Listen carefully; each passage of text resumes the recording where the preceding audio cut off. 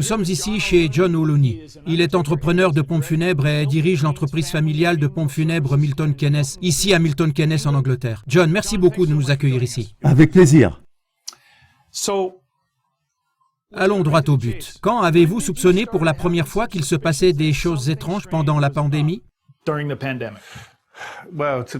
Eh bien, pour être honnête, depuis le début. Il y a une famille qui est venue me voir fin novembre, début décembre 2019.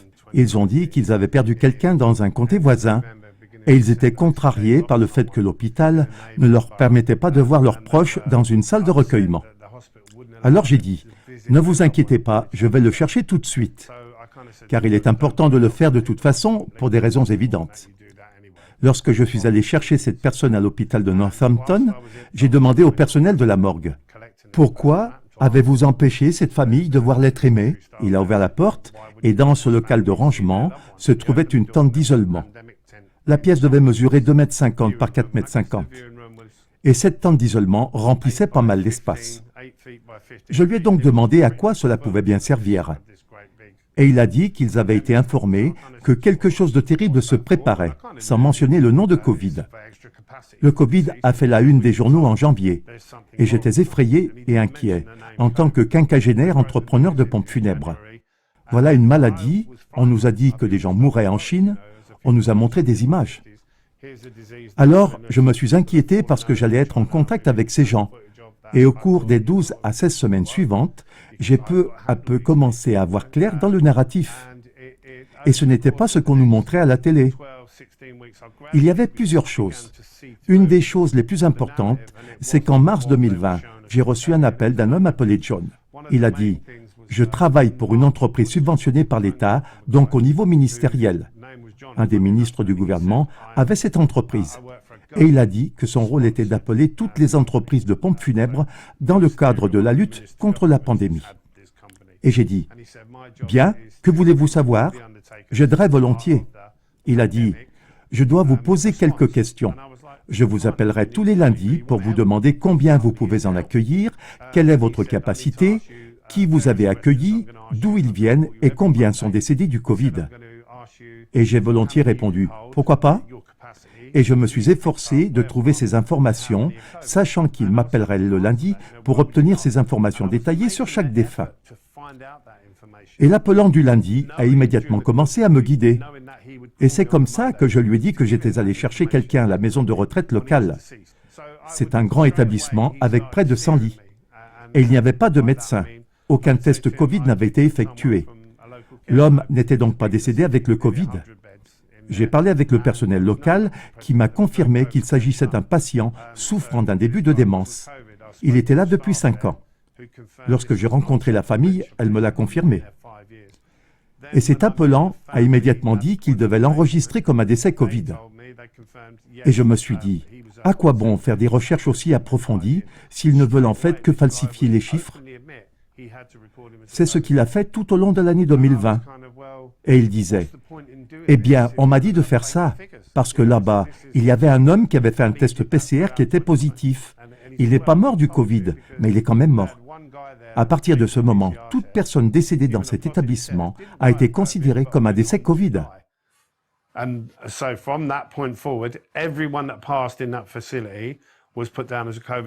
À cause de ce seul résultat de test? Oui, on leur a dit de faire ça comme ça. Aucun n'est mort du Covid. Donc, ça voulait dire qu'il n'y avait pas d'augmentation des décès normaux, mais qu'il y avait beaucoup de décès liés au Covid. Je veux dire, je suis croque-mort depuis 18 ans et je peux vous dire que 2020 a été la seule année où il n'y a pas eu un seul décès dû à la grippe hivernale, pas un seul. Ils étaient tous morts du Covid. Vers la fin de l'année 2020, en octobre, cet homme m'a de nouveau appelé et a avoué ouvertement. On apprend à se connaître au fil du temps quand on est appelé chaque lundi par quelqu'un avec qui on a 1 minute ou 2 de conversation. On apprend à se connaître et il a ouvertement admis qu'il ne savait pas pourquoi il faisait ce travail. Car tout le monde disait la même chose. Il n'y a pas de décès. Ils étaient tous morts du Covid. Et il me l'a ouvertement avoué. Et fin octobre, il a dit « Je ne t'appellerai plus John. Pourquoi ?» ai-je demandé. Il a dit que ce n'était pas nécessaire. Alors pourquoi est-ce que ça ne serait plus nécessaire en octobre 2020? Parce qu'il savait. Il le savait. Et je pense que le docteur Rainer Fulmich l'a parfaitement exprimé. Les vaccins n'ont jamais existé à cause du Covid. Le Covid a existé à cause des vaccins. Ils ont donc présenté tellement de cas de décès Covid qu'en 2021, tout le monde disait « Sauvez-moi ». D'accord, oui. Et au moment où ils ont eu ces vaccins, les gens ont tout de suite commencé à mourir. Oui, c'était une augmentation de 300%. Ils ont commencé à vacciner ici sur place le 6 janvier et le taux de mortalité a grimpé en flèche. Ils l'ont appelé la deuxième vague. Mais ce n'était pas le cas.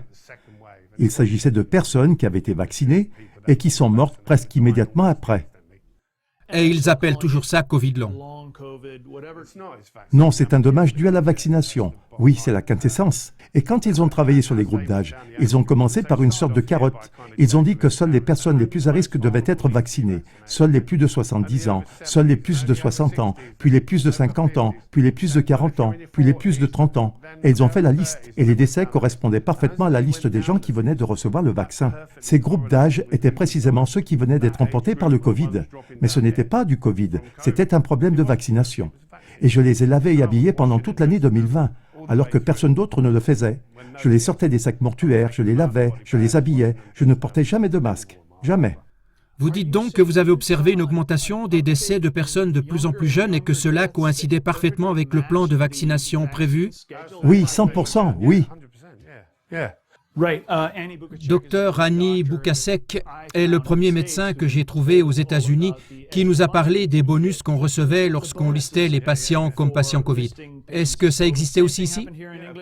Oui, bien sûr. Ils ont reçu beaucoup d'argent pour chaque personne qu'ils ont branchée sur le respirateur, ce qui gonfle inévitablement les poumons et n'est pas utile. Ça détruit les poumons. Je sais que les entreprises pharmaceutiques ont offert aux hôpitaux des rabais énormes sur tous les produits pharmaceutiques s'ils leur achetaient du Remdesivir. Les médecins et le personnel hospitalier se sont tournés vers moi pour me le dire. J'ai les coordonnées d'une centaine d'infirmières sur mon téléphone portable. Certains pleuraient au téléphone car ils savaient ce qui se passait. La plupart ont quitté les soins infirmiers parce qu'ils savaient ce qui se passait. Quelles sont les conséquences auxquelles vous pouvez vous attendre chez un patient si vous lui donnez du Remdesivir? Je vous conseille vivement de rechercher sur Google les effets secondaires du Remdesivir. Drugs.com est un très bon site. Respiration sifflante, sensation d'oppression dans la poitrine, difficultés respiratoires, dysfonctionnement rénal, dysfonctionnement hépatique. Et je me souviens être allé chercher ces gens dans des sacs mortuaires. Et ces sacs mortuaires étaient à moitié pleins de liquide tissulaire provenant d'œdème. Je n'avais jamais vu ça. Et je me souviens avoir pensé à l'époque, quelle en est la cause? Ce Covid doit être terrible. Mais c'était le Remdesivir. En effet, le Remdesivir détruit les reins de sorte que le corps ne peut plus traiter les liquides. Donc tu te remplis et tu te noies, et c'est ta maladie respiratoire. Et au stade final de l'insuffisance rénale, on se noie. C'est ainsi qu'on meurt d'une insuffisance rénale par noyade. Et l'hôpital le coche comme Covid. Bien sûr, ils en tirent des milliers de livres sterling.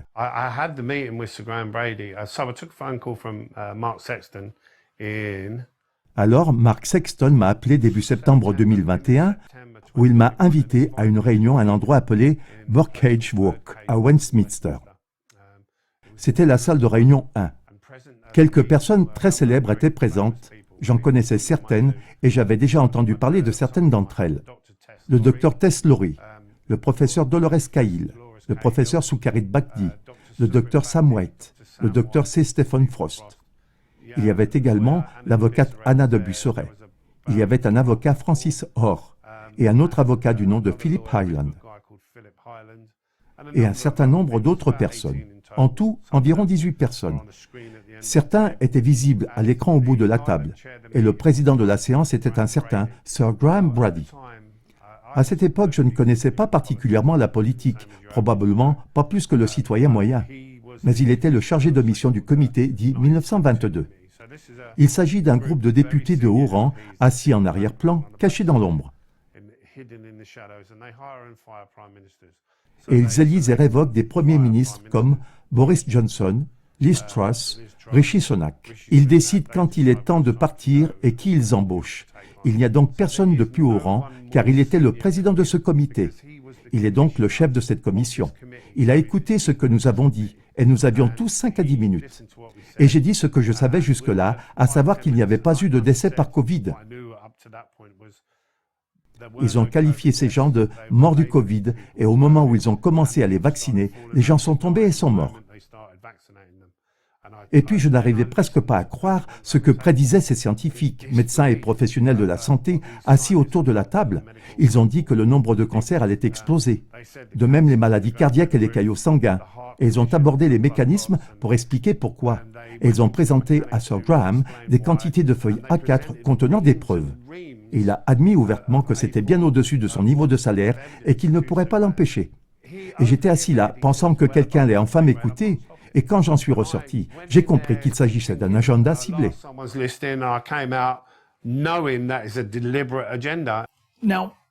Puisque nous parlons de mécanismes, en tant que croque-mort, vous êtes aussi embaumeur. Cela fait partie du métier. Et quand avez-vous remarqué que quelque chose était bizarre? Expliquez la procédure d'embaumement par rapport à ce que vous avez découvert. D'accord. Il y a 2 types de morts. Il y a la mort subite, inattendue, et il y a la mort attendue. La différence entre les deux, c'est par exemple quand on a un cancer en phase terminale et qu'on sait qu'on va mourir. Tout commence par un pronostic et on finit par être de plus en plus malade, puis par dépendre de soins palliatifs. C'est une mort attendue. En revanche, si quelqu'un est renversé par une voiture ou tombe soudainement en bonne santé mort, c'est une mort inattendue. Et cela implique l'intervention d'un médecin légiste. Ensuite, le corps est emmené à l'Institut de pathologie, qui est généralement rattaché à l'hôpital, et il procède à une autopsie. C'est-à-dire qu'ils te coupent en deux, sortent ton sternum, prélèvent tous les organes, les examinent, font des blocs et des lames, et effectuent des tests et des analyses toxicologiques. Et quand ils ont fini, ils mettent les organes dans un sac en plastique. Le sac revient à l'intérieur et on te recoue. C'est comme ça que ça marche. Et on est alors aussi complètement saigné? Oui, pour une autopsie, ça doit être comme ça, parce qu'on est coupé en morceaux. Les vaisseaux sanguins sont-ils remplis de quelque chose? Non, non. C'est ainsi que nous avons découvert ça. Au cours du processus d'embaumement, il existe 2 types d'embaumement et ils sont parfaitement corrélés à un cas d'autopsie, ou à ce que nous appelons un cas clair. Un cas clair est un décès attendu pour lequel aucune autopsie n'est pratiquée et où le corps est essentiellement intact. Cela inclut le système circulatoire. Lors de l'embaumement, nous utilisons ce système de circulation. Nous faisons une incision dans la carotide en dessous de la ligne du col. Nous avons un tube en forme de L sur une pompe et nous coupons l'artère à moitié. Nous insérons le tube en forme de L, nous la ligaturons, nous mettons la pompe en marche et nous injectons le formaldéhyde dans le corps pour le conserver. Le liquide est également rose et redonne leur couleur aux gens, qui n'ont alors plus l'air horrible, mais vraiment bien. Bien sûr, on ne peut pas le faire lors d'une autopsie, car les corps ont été découpés. Et le système circulatoire est complètement coupé et abîmé. Donc si j'injectais un liquide dans ce système, ça s'écoulerait de partout parce que tout est coupé. Mais dans ce cas, le processus consiste à retirer les points de suture et à ouvrir la cavité à l'endroit où le médecin légiste a procédé à l'autopsie. On retire le sac contenant les organes et il reste alors une cavité vide dans laquelle on voit très bien parce qu'elle est vide. Et on peut viser manuellement les artères sectionnées. Par exemple, il y a là une artère fémorale qui passe dans chaque jambe, l'artère principale. Et vous pouvez les voir là. C'est comme une paille coupée. C'est très clair. On peut les cibler et y injecter du liquide. Et pendant que le liquide coule, on peut voir les orteils devenir roses. Ainsi, on sait que le liquide est là où il doit être. Ensuite, on passe à la jambe suivante, on rince et on répète l'opération pour chaque membre du corps. Lorsque nous avons fait cela, nous avions un jeune homme de 30 ans. Il était vraiment en bonne forme. Nous avons tous eu 30 ans. Il était dans ses meilleures années. Et on nous a demandé, parce qu'il était jeune et qu'il avait un grand cercle de connaissances, « Pouvez-vous l'embaumer » Beaucoup de gens veulent le voir. Bien sûr que oui. Nous l'avons ouvert. Il avait subi une autopsie. Et ses artères étaient complètement bouchées. Mon embaumeur a donc pris ses pincettes pour extraire l'obstruction. Et il a tiré, tiré, tiré. Il en a sorti un caillot complet, blanc, fibreux, comme une encre, qui s'étendait sur toute la longueur de la jambe, du haut jusqu'en bas de la cheville. Et comme il se trouve que les vaisseaux deviennent de plus en plus étroits au fur et à mesure qu'on descend vers la cheville, il n'y a aucun problème pour remonter un gros caillot, puisqu'il s'agit d'une grande et longue structure conique et cunéiforme. Si vous le tiriez dans l'autre sens, ce ne serait pas possible. Mais vous pouvez le tirer vers le haut, et c'est là que nous avons remarqué ça pour la première fois. et nous avons sorti de ce jeune homme une masse d'environ 250 grammes. Je peux vous montrer les photos et les mettre à votre disposition si vous le souhaitez. C'est évidemment assez inquiétant. Eh bien, je suis croque-mort depuis 18 ans. À ce moment-là, ça faisait 14 ou 15 ans. J'avais travaillé 7 ans pour le médecin légiste à la levée de corps. J'ai donc une grande expérience de ce à quoi ressemble l'intérieur et l'extérieur des gens, car je les ai ramassés en pièces détachées dans la rue, lorsqu'ils étaient abattus ou écrasés par un camion. Je sais ce qui est normal et ce qui ne l'est pas. Et je ne connais peut-être pas le terme latin pour chaque nerf et chaque fibre, mais je connais le corps. Mon embaumeur est certifié par le British Institute of Embalmers, et il en est membre. Et il le fait depuis 25 ans. Lui non plus n'avait jamais rien vu de tel. Je savais déjà ce qui s'était passé au milieu de l'année 2021. J'ai donc envoyé un email à mon médecin légiste local dans l'espoir de trouver une trace de données. Et je lui ai dit, « Écoutez, nous avions ce jeune homme ici. Nous sommes allés le chercher chez vous. Je sais qu'il a été autopsié et que c'est vous qui avez fait l'autopsie. Nous avons trouvé en lui beaucoup d'amas de fibres blanches vraiment inhabituelles. Je sais que vous avez dû les voir, car vous l'avez eu avant nous. Nous avons prélevé des échantillons. Voulez-vous avoir ces échantillons? Qu'est-ce que c'est? Je n'ai pas reçu de réponse à cet email, ce qui était très inhabituel. D'habitude, j'obtenais toujours une réponse dans l'heure.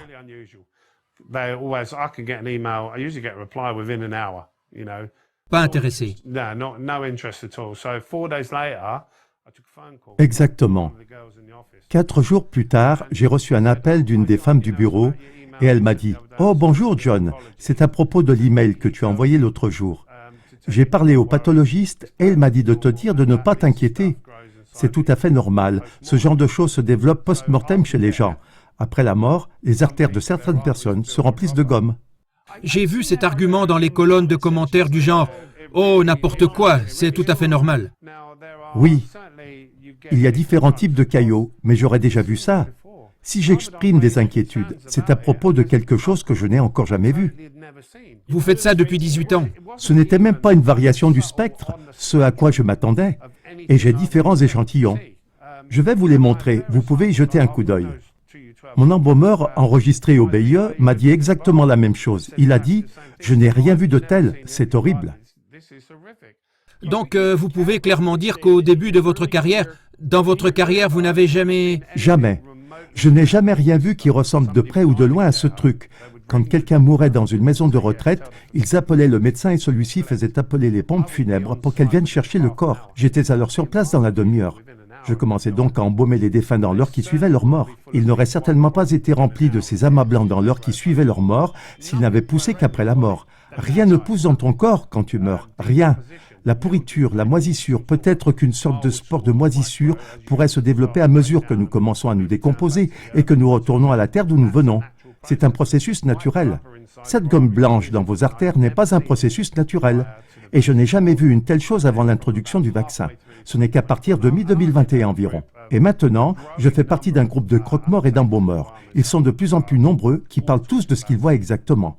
Richard Hirschman et beaucoup d'autres. Vous êtes allé à la rencontre du public. Oui. Je peux vous donner une liste de noms par email. C'est un nombre croissant. Étiez-vous le premier en Angleterre? J'étais probablement l'un des premiers au monde. Dans le monde entier. Oui. Pourquoi était-ce ainsi?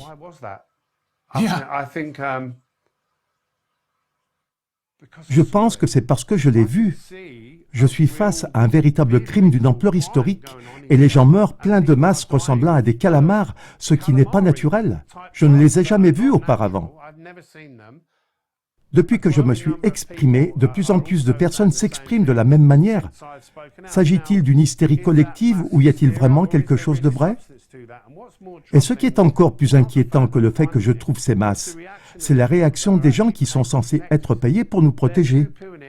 Ils le nient et l'ignorent, alors que je peux vous montrer d'innombrables tubes et preuves, des preuves physiques dont ils ne veulent même pas parler. Cela se reflète également dans les chiffres de la surmortalité. Chez les moins de 14 ans, elle a augmenté d'environ 30%. On ne peut pas le nier, et ces gens continuent à faire comme si tout cela n'existait pas. Et alors, j'ai deux possibilités. Soit je ne dis rien, et je continue à faire mes affaires, soit j'élève la voix, car je veux effectivement un avenir pour nos enfants. Et je vois bien ce qui se joue ici. Et j'ai parlé à un nombre croissant de personnes. Je pense que de plus en plus de gens sont de cet avis. Qu'allons-nous faire à ce sujet? Que pourrions-nous faire d'autre que refuser notre consentement et de leur tourner le dos? Je pense que c'est exactement ce qui va se passer. Alors, les gens qui rejettent tout cela d'un revers de main alors que les preuves s'accumulent et deviennent de plus en plus importantes, ces gens se font-ils des illusions? Ou certains sont-ils vraiment si méchants, sachant très bien ce qui se passe? Il y a différentes personnes avec des intérêts différents. L'argent a toujours été la raison principale d'un tel comportement. Pour vous donner une idée, ici, les médecins recevaient 10 livres pour chaque vaccination jusqu'à un maximum de 100 vaccins par jour avant d'être taxés. Donc, 1000 livres par jour non imposables. 5000 livres sterling par semaine non imposables. C'est donc cette somme qu'ils recherchaient. Les cabinets qui ont vacciné ont reçu un bonus. Ainsi, s'ils atteignaient le niveau de 60% de leurs patients, ils recevaient un bonus important. S'ils atteignaient 70%, ils recevaient un autre bonus. Les entreprises pharmaceutiques proposent des rabais importants sur les médicaments en échange de la prise de produits tels que le midazolam et le remdesivir. Et bien sûr, ces personnes suivent simplement les directives du gouvernement. Ils font ce qu'on leur dit. La devise est « Il y a une pandémie en cours, nous avons la possibilité de gagner beaucoup d'argent. Et pourquoi nous ne le ferions pas ?» Eh bien, peut-être par crainte de Dieu. Eh bien, je ne pense pas qu'ils s'en soient rendus compte plus tôt. Je pense que la plupart des gens sont bons par nature. Je pense donc qu'il est très difficile de convaincre les gens que les personnes de la société en qui nous avons le plus confiance orchestrent en réalité une réduction de la population. Une réduction, oui. Oui, c'est le cas. Et l'agenda 2030 est très très réel. J'ai eu ici des médecins qui m'ont avoué ouvertement toute une série, non pas un ni deux, mais une douzaine de médecins généralistes qui sont venus ici pour remplir des documents de crémation. Et ils se sont effectivement tenus devant cette machine et les ont remplis là. Et il y a plusieurs façons de s'entretenir avec eux.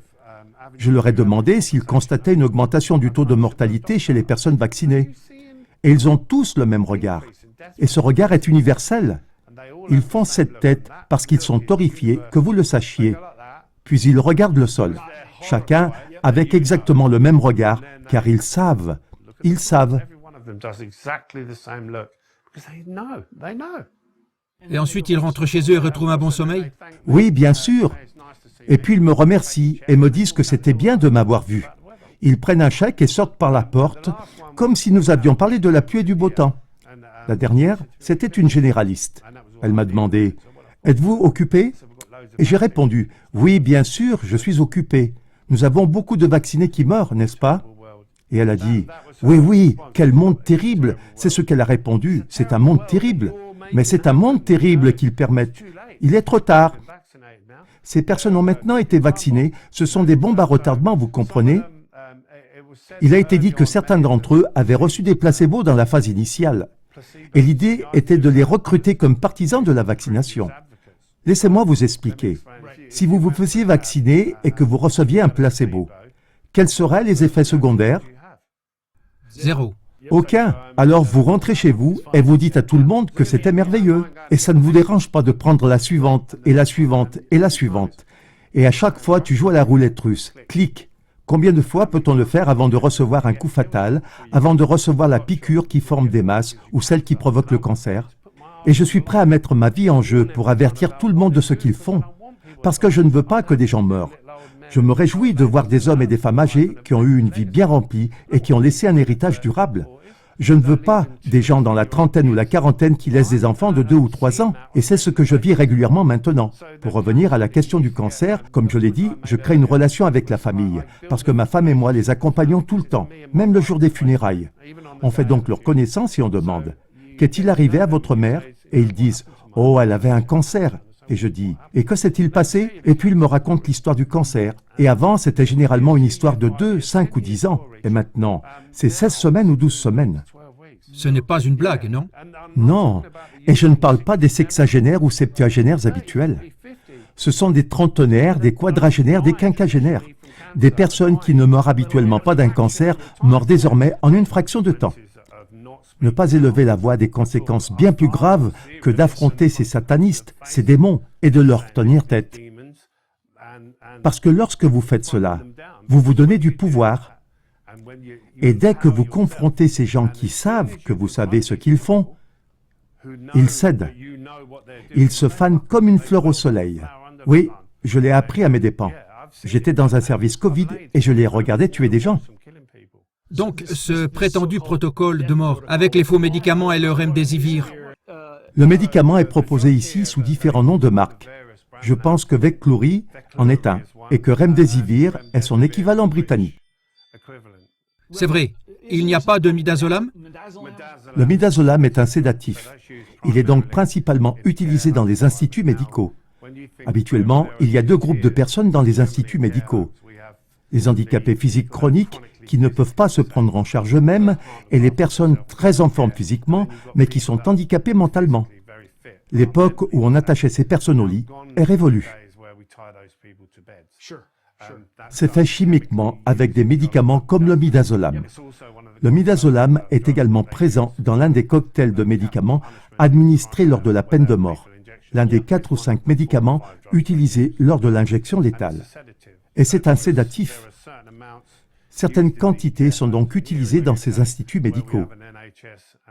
Et ici, au Royaume-Uni, où nous avons un NHS, un système de santé national, une grande partie est payée par des fonds publics. Ça doit donc être publié en ligne. Il existe des comptes pour ces fonds publics. On peut faire une demande de publication et des comptes seront rendus. En 2020 et 2021, l'utilisation de midazolam a augmenté de 300 à 1000%. C'est très explosif. J'ai donc plein de ces masses de fibres blanches que j'ai extraites des artères des défunts, des personnes décédées. On pourrait voir ça, c'est permis? Oui, bien sûr, je peux aller les chercher. Voici les caillots. Voilà les caillots, mon Dieu. Chacun de ces flacons correspond à une personne. Sérieusement? Ils sont d'abord rouges quand ils sortent, mais quand on les lave ensuite, ils sont blancs en dessous. Ils sont conservés dans de la formaline, c'est du formaldéhyde. S'il y a des traces de sang dessus, elles sont brûlées dans le formaldéhyde et deviennent noires. Et vous constaterez qu'ils ont tous plus ou moins la même taille. Cela s'explique par le fait qu'ils ont tous été prélevés dans les carotides et plus particulièrement dans le cou. Aucun de ces cas n'avait donc été autopsié. Et nous avons procédé à l'embaumement seulement en partant de la carotide. Comme je l'ai déjà dit, lorsque la pompe est insérée et retirée, il y a une contre-pression. Et voilà ce qui est recraché par les artères. Ce ne sont pas des artères, c'est ce qui était dans les artères. Et vous n'avez jamais vu ça avant la vaccination? Jamais, jamais. Et j'ai un embaumeur enregistré au BIE qui embaume depuis 25 ans et qui n'a jamais vu ça non plus. Et d'innombrables autres médecins et embaumeurs avec qui j'ai parlé. Je suis maintenant invité chaque semaine à des réunions virtuelles auxquelles participent jusqu'à 100 professionnels. Ils le voient tous maintenant. Malheureusement, pour beaucoup, il sera trop tard. Eh bien, je me suis associé à un groupe de personnes qui sont assez, on devrait dire, des spécialistes, et je ne peux pas trop entrer dans les détails. Mais ils supposent que les thérapies géniques dont il est question dans ces vaccins ont activé la capacité du corps à produire du tissu cicatriciel. Et voici le tissu cicatriciel, des fibres produites pour réparer les vaisseaux endommagés. Mais il amène le corps à surproduire. Il ne se contente donc pas de réparer un vaisseau. Il continue à se développer jusqu'à ce qu'il bloque le vaisseau. On a donc profité du processus naturel du corps et on l'a mis en mode turbo dans le but de tuer les gens. Et à quoi ressemble cette mort quand on a une artère bouchée? Que se passe-t-il? On a une crise cardiaque, on a un accident vasculaire cérébral. Ce sont des décès normaux. Et regardez le nombre excessivement élevé de crises cardiaques, d'accidents vasculaires cérébraux et de caillots sanguins. Oui, bien sûr. Bien sûr que oui. On ne peut donc pas les faire disparaître avec de l'héparine et des médicaments similaires. On a besoin d'une opération. Ça ne marchera pas. C'est une formule complètement différente. Oui, ça ne marchera pas. Je les ai vus être retirés de patients vivants. J'en ai reçu des vidéos. Le docteur Richard Hirschman vous en dira plus si vous lui parlez. Il a travaillé avec un chirurgien. Il les a extraits de patients vivants, c'est-à-dire de personnes vaccinées. C'est donc en quelque sorte le secret le moins bien gardé du secteur de la santé. Oui, ils le savent tous. Ils le savent tous. Oui, ils le savent. Je dirais que 90% d'entre eux le savent. Je pense qu'un bon point de repère est la publication récente des chiffres concernant les rappels de vaccins Covid. Et 71% du personnel du NHS a refusé un rappel de vaccination. Parce qu'ils le savent. Oui, bien sûr qu'ils le savent. Il s'agit de sauver des gens. C'est la vérité qui nous rendra libres. Car lorsque les gens apprennent la vérité, ils tournent le dos à tous ces gens. Et nous devrions leur tourner le dos et revenir à la communauté de base où on se connaît. C'est le plombier, c'est le vendeur de frites, c'est le croque-mort, c'est celui qui coupe les cheveux. Et nous n'avons pas besoin de ces gens. Ils ont besoin de nous. Nous sommes leur pouvoir. Qu'ont-ils sans nous? Rien du tout. Et nous ne devons pas passer par le système bancaire numérique pour payer les pompes funèbres et le plombier. Attendez d'avoir épuisé votre quota carbone et votre carte sera bloquée. Ou bien vous vous êtes exprimé contre quelque chose. Oui, bien sûr. Le système de crédit social, vous savez, en Chine, on leur interdit l'accès à leur propre appartement. Les gens doivent se réveiller et s'en rendre compte avant que cela n'arrive. Il est inutile d'essayer de réagir seulement lorsque nous sommes déjà asservis. Payez en liquide à 100%. Ravi de vous avoir rencontré. Enchanté d'avoir fait votre connaissance, John.